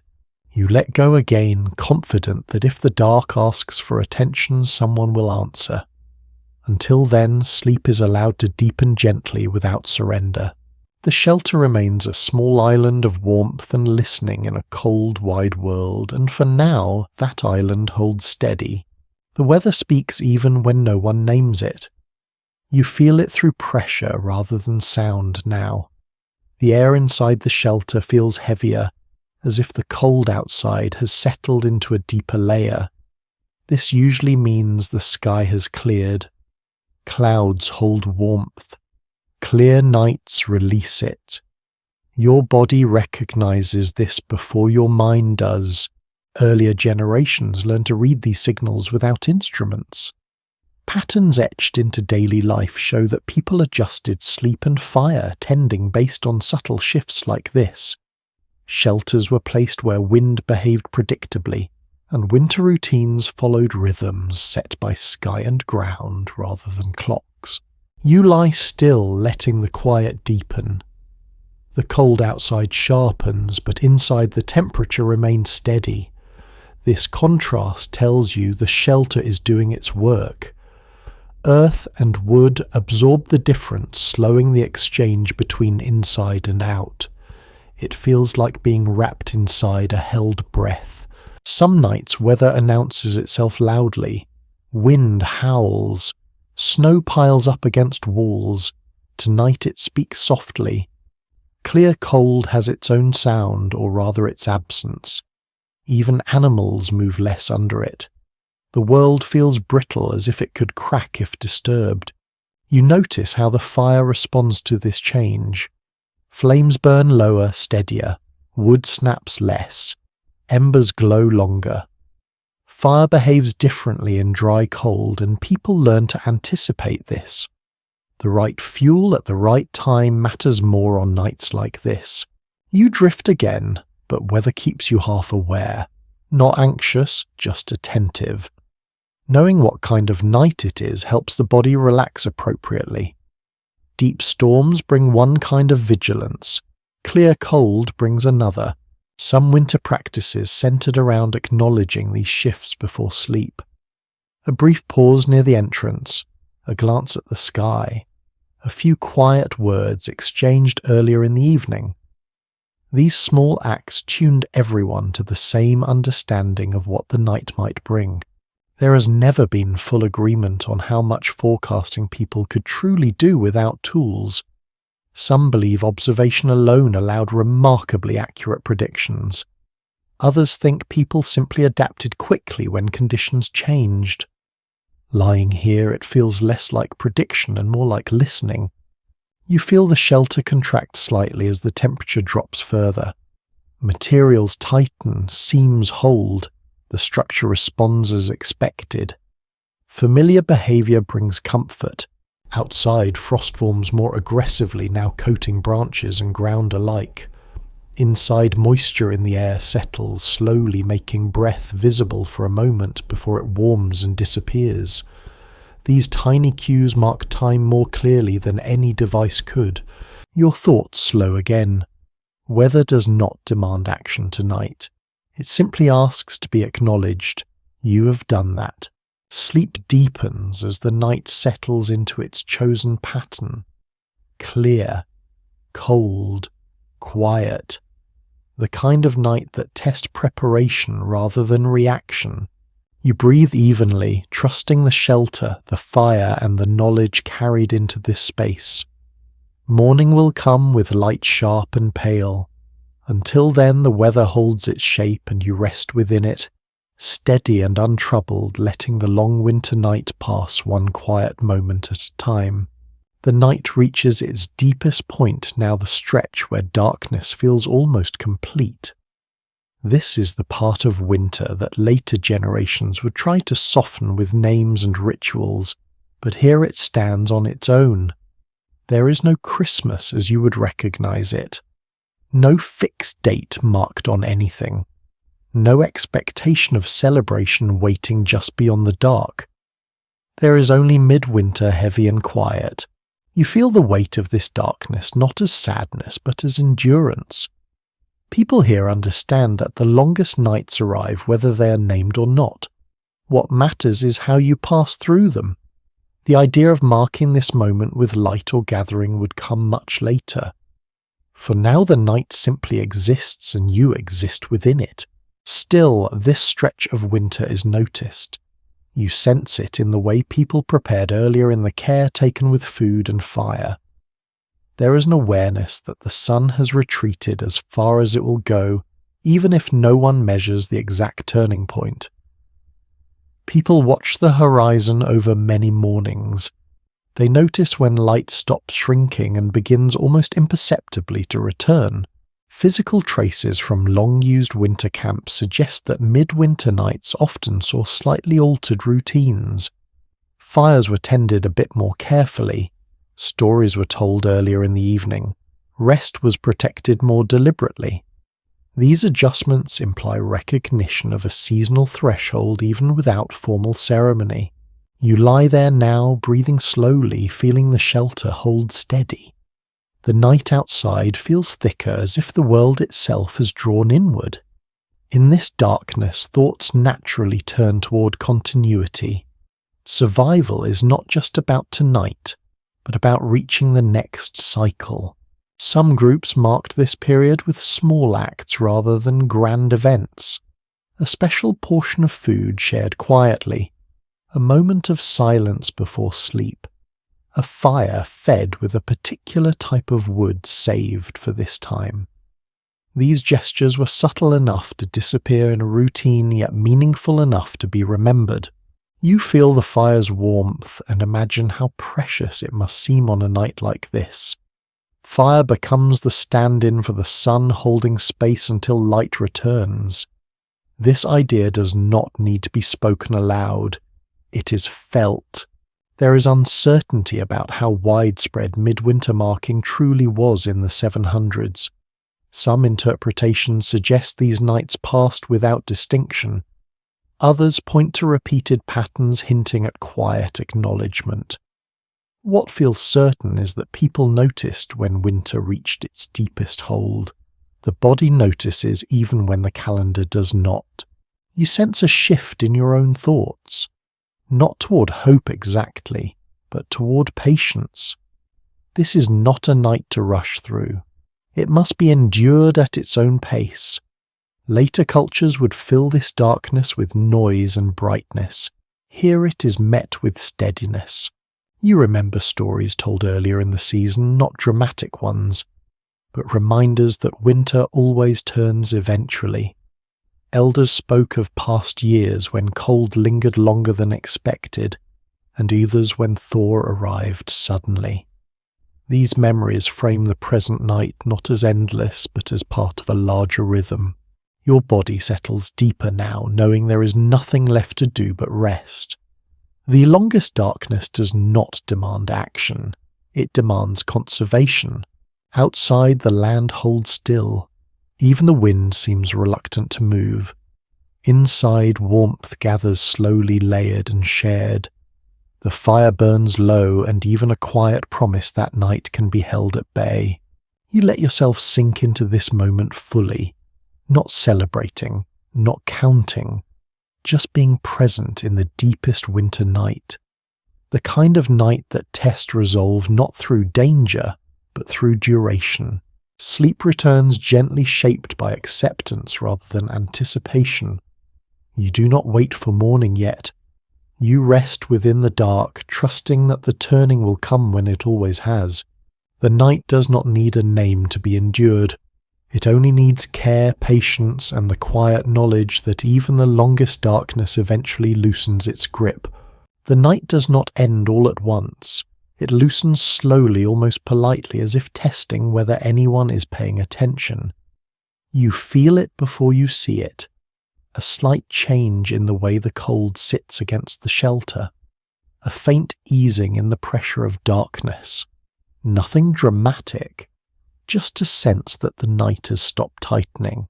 Someone stirs near the fire not because they are fully awake, but because habit nudges them. A piece of wood is shifted. Embers are drawn closer together. The flame brightens just enough to hold. This small adjustment feels different from earlier ones. It carries intention rather than maintenance. The body senses the turning even if the mind does not name it. People have always noticed this moment. The point where the dark reaches its limit and begins almost imperceptibly to retreat. Long before anyone marked it on calendars or wrapped it in ceremony, it was felt through mornings that stopped getting darker, through shadows that held their shape just a breath longer. Structures aligned to sunlight in some regions hint that this turning mattered even when it passed without celebration. You lie still, letting the awareness settle. There is no need to rise. Nothing requires action yet. The night is still long, but it is no longer growing. That knowledge alone changes how your body rests. Muscles soften further. Breath deepens. Some families acknowledge this turning quietly. Not with sound, but with restraint. A small portion of fuel saved for this hour. A piece of food held back and shared later in the morning. These acts were not announced. They were understood. Meaning did not require display. You remember watching elders notice this shift with their eyes rather than their words. They looked toward the shelter entrance at dawn for many mornings in a row, comparing light to memory. They trusted memory more than any single day. Winter teaches patience in this way. There are different stories about how people understood the sun's movement. Some spoke of it as a living thing travelling and returning. Others treated it as a rhythm too large to question. You do not need to choose between these ideas tonight. The body simply knows that something has turned. You feel a subtle lift in your chest, not excitement but relief. The worst of the dark has passed. Cold will remain. Hard nights will continue, but the direction has changed. That matters. The shelter responds too. As the night edges forward, materials relax slightly. Wood releases its tightest hold. Earth breathes out stored cold more slowly. These changes are small but familiar. You have felt them before many winters ago.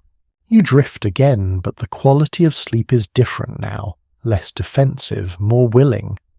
Dreams thin out, replaced by deeper rest. The body no longer feels the need to rehearse danger. It allows itself to recover. People did not always agree on how much importance to give this moment. Some treated it as just another night. Others quietly altered routines for a few days afterward, trusting that light would now begin its slow return. Neither approach was wrong. Survival allowed room for different understandings. You feel someone nearby stretch slightly, then settle again. A shared sense passes through the shelter, subtle and unspoken. Not celebration, recognition. The fire glows steadily. It has carried you through the longest dark. It'll carry you through the remaining nights as well. Fire and sun mirror each other, now one holding space while the other prepares to return. Outside, the land remains frozen and still. Nothing looks different yet. The change is too small for that. It exists only in timing, in angle, in memory. But it is real enough to ease the mind. You breathe slowly, letting the night finish its work. This is not an ending. It is a pivot. A quiet one. Sleep takes you again deeper than before. The turning does not demand your attention. It simply allows rest to come more fully, knowing that the long descent into darkness has ended, even if the climb back into light will be slow. You remain there wrapped in warmth and shared presence, drifting through the last heavy hours of night.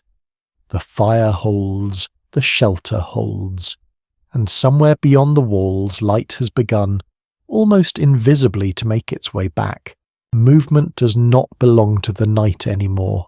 You feel that clearly now. Even in sleep, your body knows that travel waits for light. Night is for holding position, not for crossing distance. The land beyond the shelter feels vast and unwelcoming in the dark, its familiar paths erased by shadow and cold. You imagine what it would mean to step outside right now. The ground hard beneath your feet, landmarks invisible, sounds carrying farther than expected. Even short distances could turn confusing. People learned this early. Marks left during the day vanished overnight. Snow-smooth tracks into nothing. Darkness rearranged space.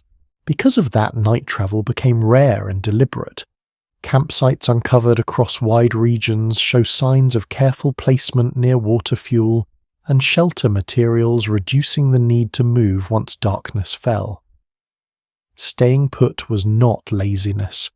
It was wisdom shaped by loss remembered quietly. You lie still, letting that knowledge remain in the background. There is nowhere you need to go. The world can wait until light gives it shape again. Some winter habits might seem restrictive later, but here they feel freeing. Knowing that movement is finished allows rest to deepen. The mind stops scanning for routes. The body releases readiness to walk. Energy is saved rather than spent imagining unnecessary motion. There were nights when movement could not be avoided. An emergency, a fire failure, a sound that demanded investigation.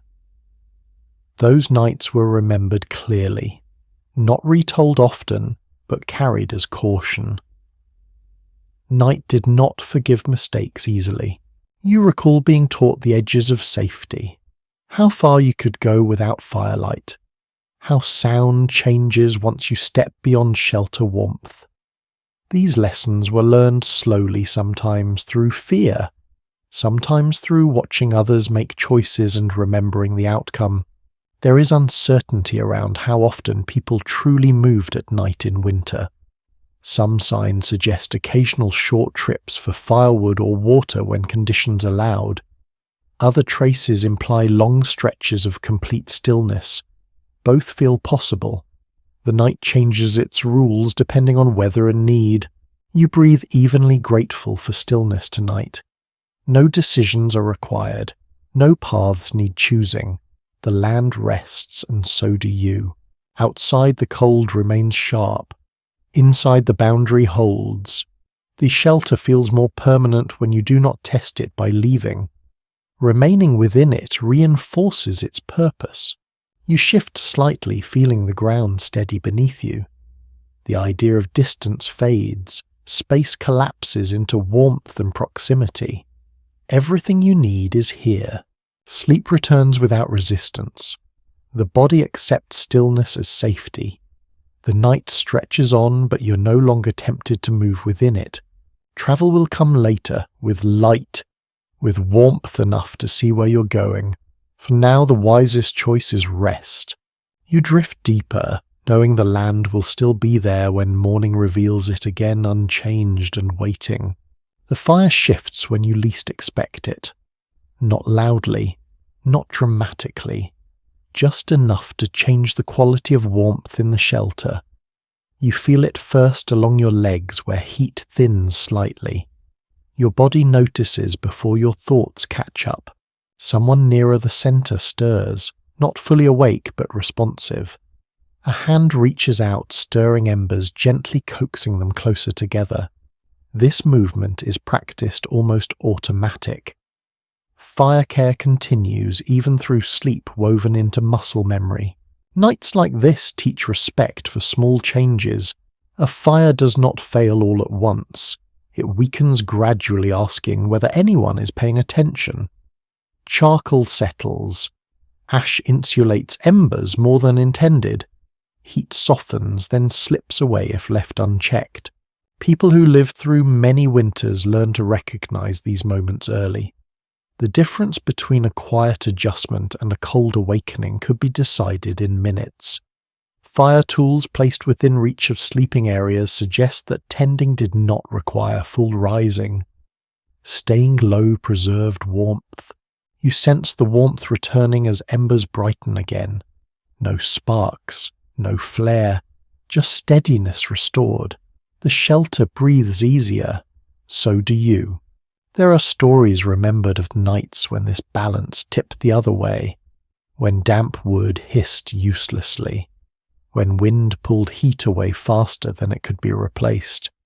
Those nights taught caution without needing repetition. Preparation was remembered more clearly than failure. Some people slept lightly specifically because of fire, not from worry but from responsibility. Fire belonged to everyone, but it also belonged to no one person alone. Shared dependence created shared awareness. You feel the air settle again. Smoke thins, breath warms more easily. The difference is subtle but unmistakable. Your shoulders relax. Occasionally something went wrong despite experience. A log rolled, a vent clogged. A sudden gust changed airflow. People adapted quickly, sometimes waking everyone, sometimes solving the problem quietly before it spread. There is no single pattern. Winter does not follow scripts. You listen for a moment. Nothing else changes. The night continues its slow movement forward. Your body releases its brief alertness and settles again. The fire no longer asks for attention. It has been answered. The shelter remains intact. Warmth holds. Another small test passed without drama. You drift back into rest, knowing that survival here is not defined by bold actions, but by countless quiet corrections made without fuss. Fire dims and brightens. People respond. The night continues. Sleep deepens again, steady and earned, carrying you through another stretch of darkness that has been met with care rather than force. Memory moves differently at night. It does not line itself up neatly. It drifts in pieces shaped by warmth and shadow. Someone begins speaking softly nearby, not to wake anyone, but because the night has loosened their thoughts. The voice stays low, steady, almost blending into the crackle of embers. Elders often speak at this hour, not because they cannot sleep, but because this is when memory feels closest. Their words are not performances.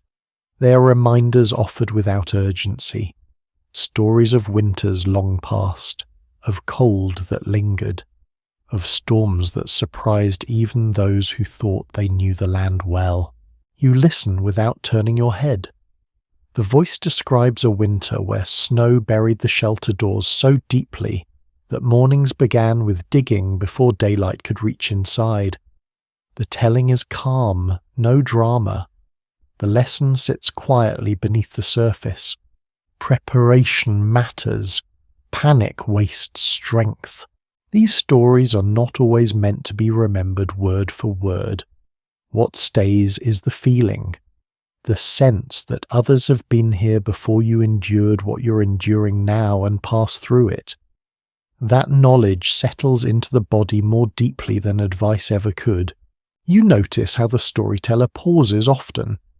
Silence is part of the message.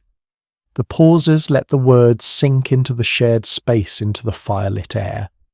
Children stir slightly, half dreaming, absorbing tone rather than content. This is how knowledge moves forward. Long winters created deep reservoirs of memory. Camps used repeatedly over generations carry traces of this. Layers of ash, rebuilt walls, fire pits reshaped again and again. These are not accidents. They show that people returned to places that had proven themselves through many cold seasons. Memory was built into the land itself. The voice lowers further, almost a murmur now. It speaks of someone who once ignored a small warning sign, a shift in wind, a crack in the shelter wall. That story ends quietly without detail. The point is already clear. Attention matters. You feel the weight of these stories not as fear but as grounding. They anchor the present night within a longer line of nights. This one becomes less isolated, less overwhelming. Some memories are shaped by loss. Those are handled carefully. Names are not always spoken.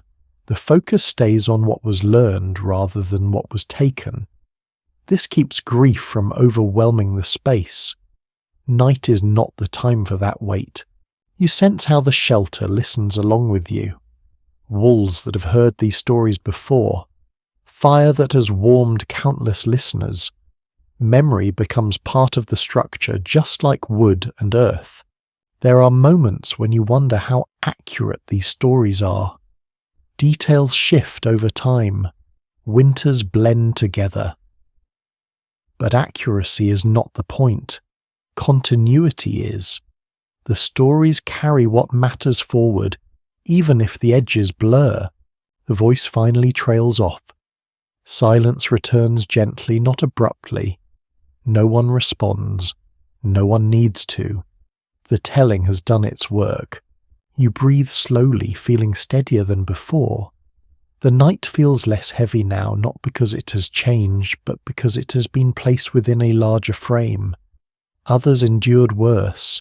Others adapted. So will you. Sleep comes back more easily after this.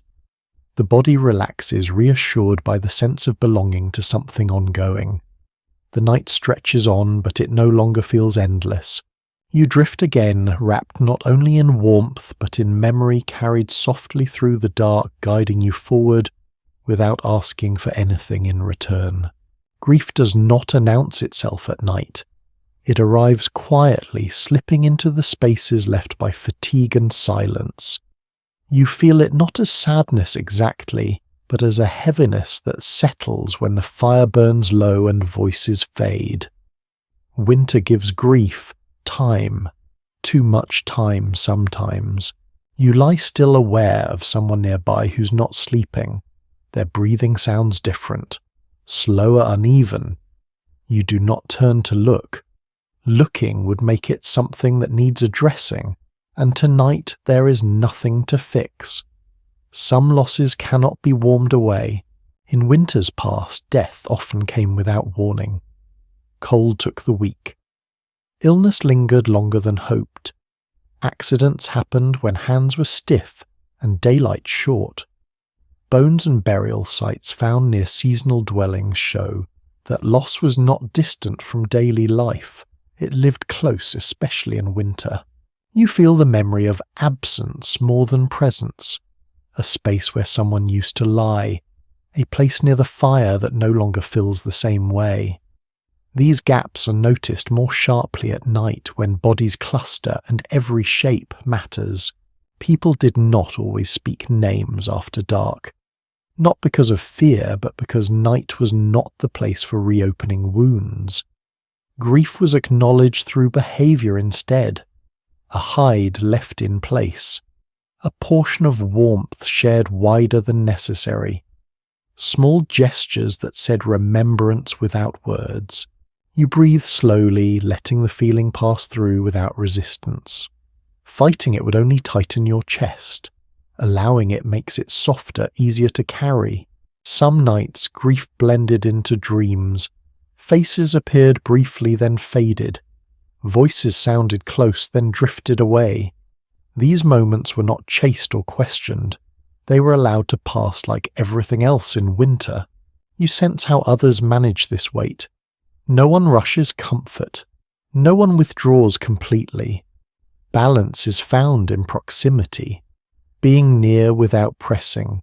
Sharing warmth without asking questions. There is no single way grief moved through these nights.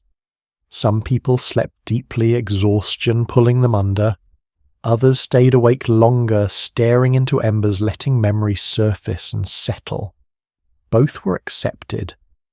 Night allowed different rhythms. You feel your own grief surface briefly, not sharp, more like a reminder. You acknowledge it, then let it rest. Winter does not demand resolution. It demands endurance. The fire glows steadily again, indifferent but reliable. It has warmed the grieving before. It will do so again. There is comfort in that continuity. Slowly the heaviness eases. Not because it has left, but because your body has adjusted to carrying it. Sleep returns carefully, wrapping around grief rather than pushing it aside. The night continues holding sorrow and warmth together without judgment. You rest within that balance, breathing quietly, knowing that even grief has learned how to move through winter without breaking those who remain. Your body shifts before you think to move it. Not restlessness, just adjustment. Cold teaches small corrections, an ankle tucked closer, a shoulder rolled inward, a knee drawn up slightly higher than before. These movements happen without waking you, fully guided by sensation rather than thought. You notice how your posture has changed since earlier in the night. You're more compact now, folded gently around your core. This shape feels familiar. It conserves heat without effort. Straight lines give way to curves. The body learns to become smaller when warmth is limited. People who lived through many winters understood this instinctively. Marks left on sleeping surfaces show repeated pressure points in the same places, suggesting that certain positions were returned to again and again. Comfort here is not softness, it is efficiency. You settle onto one side spine, curved slightly, arms tucked close. This position shields your chest and belly. It also reduces how much surface area meets the cold air. Even in sleep, the body solves problems quietly. There is a moment when you consider stretching out fully. The idea fades quickly. You know better. Extended limbs cool faster. You've learned that lesson enough times to trust it without testing again. Some nights people placed rolled hides or bundles near their backs or knees to hold posture through sleep. These supports were not luxurious. They were practical, keeping the body from shifting into less efficient positions as muscles relaxed. You feel one such support now, firm and reassuring. You breathe slowly, letting your muscles release tension. The posture holds on its own, no effort required. This stillness allows deeper rest to take hold. It is hard to say whether these positions were consciously taught or simply learned through repetition. Perhaps both. Children watched how adults slept. Adults adjusted children without explanation. Over time, bodies remembered what words never needed to say. You feel warmth pool more evenly now. Blood moves inward. Fingers and toes tingle briefly, then settle. This redistribution brings comfort without waking you fully. The shelter remains quiet. Everyone has found their shape for the remainder of the night. Movement slows, heat stabilizes. You drift again this time without interruption. Posture has done its work. The body no longer struggles against the cold.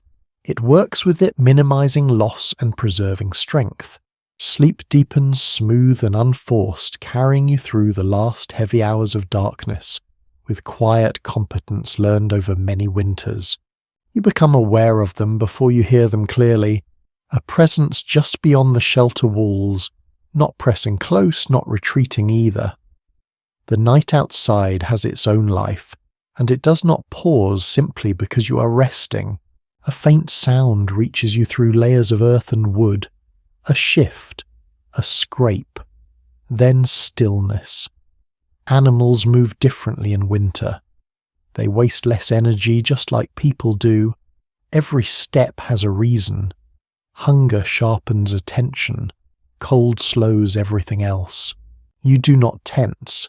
Your body recognizes this pattern. Creatures pass through the edge of warmth, often drawn by scent and curiosity. The shelter has known this before. You have known it before. The difference between danger and distance is usually felt rather than seen. Someone nearer the wall adjusts slightly, not rising, just changing angle. A hand rests closer to a tool. Another person draws a covering tighter around their legs. These movements ripple quietly, almost invisibly through the group. No one speaks. Sound would carry too easily now. You remember being taught which noises matter. the heavy pause of something deciding whether to come closer, the careless movement of something already moving on. The sound outside now carries no insistence. It lingers, then fades. Whatever it was has chosen a different path. Animals and people have shared winter nights like this for longer than memory holds. Bones found near shelters tell stories of proximity rather than conflict. Tracks overlapping, paths crossing without collision. Most nights ended without incident because caution ruled both sides. You imagine eyes reflecting firelight briefly just beyond sight. Whether this happens tonight or not almost does not matter. The idea alone is familiar enough to feel ordinary. Nightlife moves around you, not always toward you. There were times when animals came too close. Those stories exist. They are remembered carefully without embellishment. The lesson is never bravery. It is preparation. Fire kept low but steady. Food sealed carefully. Waste managed away from sleeping spaces. These habits shaped quieter nights. You breathe evenly, letting the outside presence pass through your awareness without pulling you from rest. The shelter holds its boundary. Warmth remains inside. That balance is respected more often than it is challenged. The fire makes no sudden sound. That reassures you. Flame frightens most creatures as much as cold does. Firelight defines the edge of human space clearly even when walls are thin. Your thoughts drift briefly to the animals themselves. They are enduring the same winter without shelter shaped by hands. Their nights are colder, their hunger sharper. This awareness does not soften your caution, but it steadies it. Everyone is surviving the same season in different ways. The sound outside does not return. The night resumes its deeper quiet. Inside, bodies settle again, sensing that attention can ease. You feel your shoulders relax, muscles unclench. The moment passes without consequence. Another quiet negotiation with the dark has ended without conflict. Sleep pulls you back under slowly. Awareness does not vanish completely, but it no longer strains outward. The body trusts the boundary again. Outside animals move on through frost and shadow. Inside, warmth and breath remain contained. Two worlds touching lightly, then separating without drama. The night continues indifferent and patient, and you rest within it, knowing that most encounters end this way. Unseen, unremarked. Just another part of winter moving past while you sleep. Something feels different now, though it is difficult to say exactly what. Not warmer, not brighter, just altered enough to register. You sense it in the way your breath settles, in how the shelter seems to relax around you, rather than hold itself tight. Morning is not here yet, but it has begun its approach. The land knows before the sky shows it. Cold eases its pressure slightly. Darkness loses a fraction of its weight. These changes are too small to wake someone fully, but the body notices them anyway.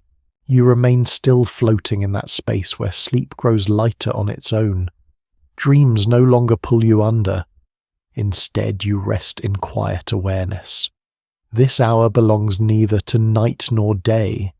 It belongs to waiting. Someone near the fire shift, adding the smallest piece of fuel. Not to brighten the flame, but to keep it from fading too far. This is done gently, almost respectfully. Fire is not asked to work harder now, only to remain present. The shelter carries marks of many mornings like this. Soot layered above old soot. Floors pressed smooth where bodies rose and settled again and again. These traces exist whether anyone thinks about them or not. They are memory, without words. You listen. The outside world has changed its tone, not silent but different. Wind has softened. The air feels less brittle. Even animals pause differently at this hour as if listening too. There is a brief thought that crosses your mind about how mornings once began here. Slowly, without alarms, without urgency unless something demanded it. Rising followed light, not instruction. Winter mornings arrived cautiously and people met them the same way. You stretch slightly, careful not to disturb others. Muscles respond more easily now. The worst stiffness has passed. Warmth has done its work through the night. Someone exhales deeply nearby, a long breath that signals waking without intent. The sound feels familiar. Morning breath carries a different quality than nighttime breath. Less guarded, more open. You remember mornings when frost covered everything outside, when the first task was simply opening the shelter enough to let light in. Those mornings began with patience. Cold still ruled even after night loosened its grip. This moment holds no decisions yet. It is a pause between endurance and movement. The body appreciates it. Sleep does not return fully now. It does not need to. Rest has already done what it could. The night's work is nearly finished. You lie quietly, letting the shelter warm slightly as bodies begin to stir. Heat redistributes. The space feels fuller, more awake. Outside light is preparing itself, still hidden but certain. Inside, people sense it together, not spoken, not signalled, just felt. You remain there, breathing evenly, content to wait a little longer before the world asks anything of you again. The night no longer presses down. It lingers instead, stretched thin as if reluctant to leave but no longer in control. You feel this in the way your body begins to uncurl on its own. Not fully, just enough to test the air. Cold is still present, but it has changed character. It no longer bites, it waits. Frost outside loosens its hold on surfaces, even if it does not melt. The world is preparing to move again. Someone sits up near the fire, slow and careful, joints stiff from hours of stillness. The movement causes a small shift in warmth that ripples through the shelter. Others respond without thinking. A leg extends, a shoulder rolls back. Space expands slightly as night releases its grip. This hour has its own rules. Voices remain low, movements stay deliberate. Morning is treated gently, especially in winter. Rushing would steal warmth too quickly. People rise the way embers brighten gradually. You push your hands against the ground for a moment, testing how your body feels. There is stiffness, yes, but also strength. Rest has done enough. The night did not break you. That knowledge settles in quietly. The fire is coaxed brighter now, but still controlled. A different type of wood is added, one that burns faster, giving light as well as heat. This choice signals intention. Day tasks will begin soon. Seeing will matter again. You notice how the shelter itself seems larger now, not because it has changed, but because your awareness has expanded. Night compresses space. Morning releases it. Outside, a faint sound carries across the frozen ground. A bird perhaps testing its voice, or ice shifting along a riverbank. These sounds mark time more clearly than any tool could. You pull your covering back slightly, letting cooler air touch your skin. The contrast feels sharp but clean. This is how the body confirms that it is still alive, still responsive. People begin to reach for their belongings, not hurried, just readying. Tools are checked, clothing adjusted, everything is accounted for. Winter morning's reward order. There is a shared understanding that this night has passed without loss. That alone makes the day lighter. Survival is not celebrated loudly here. It is acknowledged through continuation. You rise to a seated position, spine straightening slowly. Blood moves more freely now. Fingers flex, toes respond. The body shakes off the last remnants of darkness. The shelter fills with a quiet energy. Not excitement, readiness. The day will bring its own demands, but they will be met with the same care the night required. You take one last deep breath of the night air inside the shelter. Smoke, earth, human warmth. These scents fade as morning takes their place. The night has done its work. It tested, it taught, it released you again. You sit there for a moment longer, letting the final shadows withdraw, before standing fully and stepping into the returning light. You stand for a moment not fully awake, not fully lost in thought either. Morning has arrived, but gently, as if it understands what the night required of you. Light filters in without urgency, pale, careful. It touches the edges of things first, then slowly fills the rest.